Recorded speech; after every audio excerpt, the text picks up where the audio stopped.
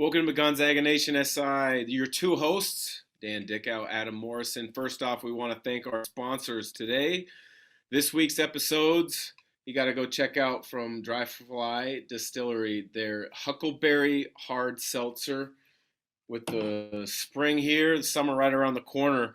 Check them out. You can get them at their tasting room. You can get them at Yolks. You can get them at Rose Hours. I believe Fred Meyer in Spokane has them as well. So thank you for them for being our sponsor for our this week. Well, Mo, I think this is our last week where you and I have show. We thought we were going to have an extra one because Gonzaga was going to be in a Final Four. Quite looked to be the case because they lost in the Sweet 16 to Arkansas. So great to have you back for our final week of shows. Let's just jump it. What the heck happened in San Francisco? I think we just, had a bad time to have a bad night. Didn't shoot the ball particularly well.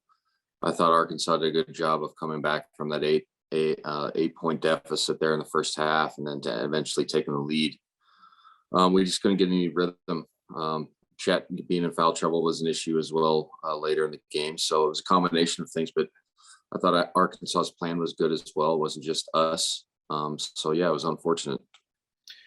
Yeah, Eric Musselman, I thought, really had his guys ready to play. Gonzaga came out with a nice start, but they couldn't quite get over the hump to get it out of kind of striking distance. So then Arkansas makes the big plays. What was it maybe that you saw game plan wise that Eric Musselman did that gave Gonzaga problems? Well, I think he just ran, kind of did what he's done all year, has played gritty defense. Give it to Note a lot, let him kind of operate and ball screens at any part of the floor and then play off of that. And then defensively, he just did a good job of kind of taking away our perimeter guys.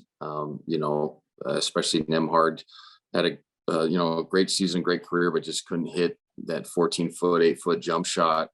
And that was kind of a design deal where, hey, let's take away his threes. Let's take away him at the rim. Let's see if he can make, some, I guess, effective field goal percentage, lower percentage shots, which he's made this season, and he just didn't have it that night. So I think his game plan, Musselman's game plan, was good. As a whole, like I said, he took away most of our perimeter guys. Timmy had a decent game, put up numbers, but it wasn't anything that was overwhelming from a standpoint from an Arkansas standpoint. So I thought Eric did a good job of game planning. Yeah, I thought when I went to the game, I went down and back on Thursday. I didn't have obviously courtside seats like you had this time. I was up high. But what I saw from where I was sitting was their pick and roll coverage. They were in that drop coverage, that center field coverage, and they just chased Nembhard from behind. And you have to be extremely decisive early in that decision-making process in pick and roll. Shoot it or quickly move it to the next guy. And they kind of did it just enough where it kind of created some uncertainty with Nembhard. Am I right in what I saw from up high?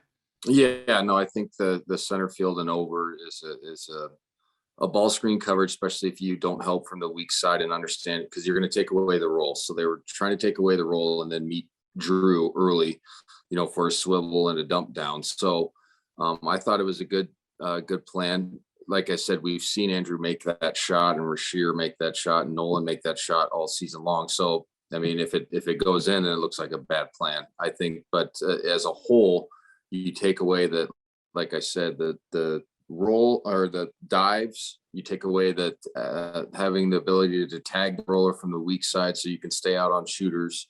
And then you take away, all right, if he does roll, you're big, you can meet him up early, which is usually Drew, and you can push him off the block to spots that he's not as comfortable with. So, it was a good plan. And like I said, sometimes our guys make those shots and they just didn't. It was unfortunate. Yeah, and more times than not this season, they've made those shots and they've made quick decisions to be able to allow their teammates to catch in rhythm and knock those down. But I think you got to give a lot of credit to Arkansas's defense on the perimeter. They really climbed up in and made life difficult. The critics are going to come out it again, just like they did against Baylor last year. That physical kind of bully ball defense on the perimeter gives Gonzaga problems. I don't want to buy into that because I think I've always felt that skill and speed can overcome strength. What would your take be on that? Uh, I totally agree. I mean, we've been the number one team offensive efficiency in the last 2 years. Um, we've gone to 7 straight Sweet 16s, and we can go down the line. I don't think that it wasn't really a physical game in the sense that Arkansas was fouling. It's just we didn't make enough shots, and there was times when we got really good looks. I mean, this expression from the NBA was true in college, especially at the higher level. When you get to extreme games, it's a make or miss league. It's the same thing. Like, you can run all your actions, get open looks, and if they don't go down, then it's the defense. Like, well, you guys just missed shot. Now, was Arkansas physical and were they a fantastic team? Absolutely. But if you go back and chart that game, there was a lot of looks that our guys normally make.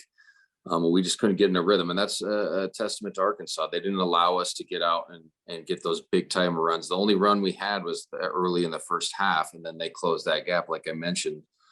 So their game plan of getting back was good, and then the ball screen coverage was good as well. But I didn't see something that we couldn't handle physically, if that makes sense. So I think that's just a lazy argument sometimes because the data doesn't speak to it, especially when you look at our NCAA tournament success. So I don't really buy into it.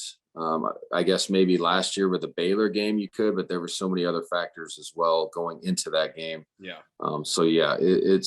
It's one of those deals where I understand, I guess, kind of where people are coming from if they're not really deep diving into college basketball and our season and our program. But if you really look into it, it gets to be a lazy argument. Yeah, it's a lazy narrative, and it's frustrating because for a former player, and I'm sure you get frustrated too. It's because you don't look at the body of work, as you mentioned. 7 Sweet 16s. Anybody would trade places with Gonzaga unless you've won a national title over the last 7 years. I mean, that's the fact of the matter. You mentioned rhythm. Gonzaga was never able to get in enough rhythm to make shots, and I think Chet, because of the foul problems, he was never able to get into rhythm. He still had a double-double. He still challenged a number of defensive end, but from my vantage point, there were at least maybe 3 awful calls on Chet. How did that influence maybe his impact on the game? Well, it was huge. I mean, there was 2 to 3 that were questionable at best. And just not having him on the floor defensively, especially when they started to get rolling, was huge. And then, defensive glass, I mean, you go down the line, just his ability to bring out, rim protectors away from the basket because his 3-point ability on the offensive end, that helps Drew out. Having him on the floor, obviously was a huge issue.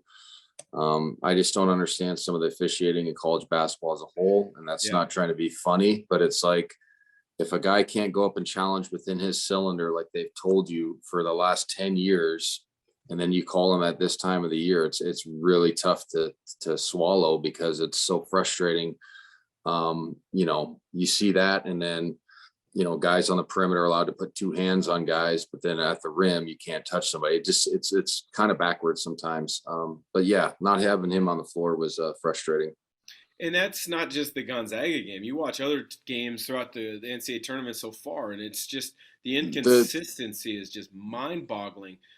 There was one other play that clearly Arkansas stepped out of bounds by a good 6 inches. Half of his foot was out of bounds. The official standing right there in the corner, and he misses that one.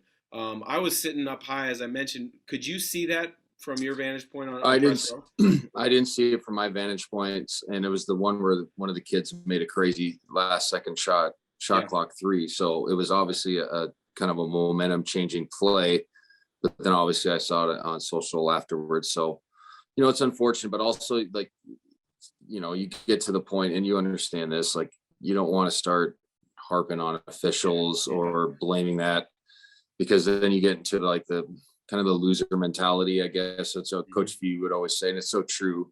Arkansas played a really good game. We had a really good season.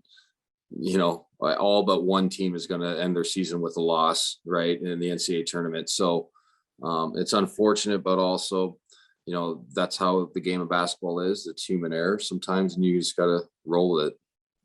How about the atmosphere? Because I've been to Sweet 16s both as a player as well as a fan and as a media analyst. This was the worst atmosphere I've seen in a Final Four. Now, I didn't stay for the Duke game. I'm sure it got better when Coach K walked out because everybody knows it's his last season. But what was your take on the atmosphere? Because the arena seemed almost empty at times and Yeah, no, quiet. it was. We were the earliest game, so I understand.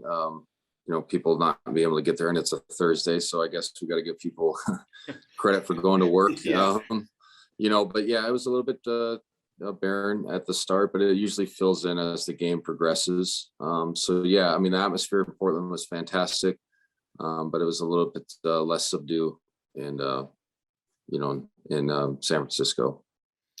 Awesome. Well, Adam, we've got some more business to tend to. We've got our Northern Quest question of the day. The madness is here and bigger than ever at Epic Sports Bar with food and drink specials, prize giveaways, and more all tournament long. Grab your bracket and post up at the best tournament spot in town. Details at northernquest.com. If I don't go to the Final Four, which I still am planning on doing, I may just head to Epic because I had some friends that went there. They said the sports bar, the food, the atmosphere, and the TVs were awesome. So thank you to them for being a sponsor. And our question comes from Bob Finn in Spokane, and it's NBA draft related. He asks, "Who's coming back and who's leaving?" That's a No, pretty loaded question. I yeah. guess we'll just quickly go over this. We can go in depth on the next episode. The big question mark is obviously Drew. Chet's gone. Obviously, everybody knew that was a foregone conclusion. I think Andrew is. I think he technically has another year, but he's played college basketball for 4, so I think he's gonna move on, which is totally understandable. But other than that, this is not a knock on any of our guys, but there's nobody that's really a pro prospect yet.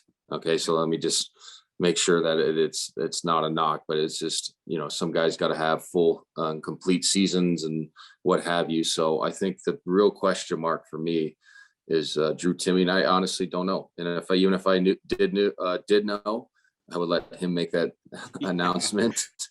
But I honestly don't know. That's something for his family to decide. And also, like, people ask that, right after a season, it's always like, I'm not going to tell you right away. This is something you kind of have to process and let the season kind of decompress, and then, an informative decision. Absolutely, I agree with you. Chet's gone. We all knew it before the start of the season. I would love for him to come back for a second year. I just don't think it's going to happen. And I would agree with the same thing with Andrew Nemhart. He does have that year. Would be great to see him come back. I don't think he will. But everybody else, tons of potential, but there's still things to prove to the evaluators at the next level to be worthy of a draft pick. And Drew Timmy, he's the big question mark. I can see it going either way. And we'll break that down a little bit more in our final episode of the season. So for Adam Morrison and myself, Dan Dickau, thanks for listening to Gonzaga Nation SI, and to our partners this week, Epic Sports Bar of Northern Quest Casino and Dry Fly Distillery.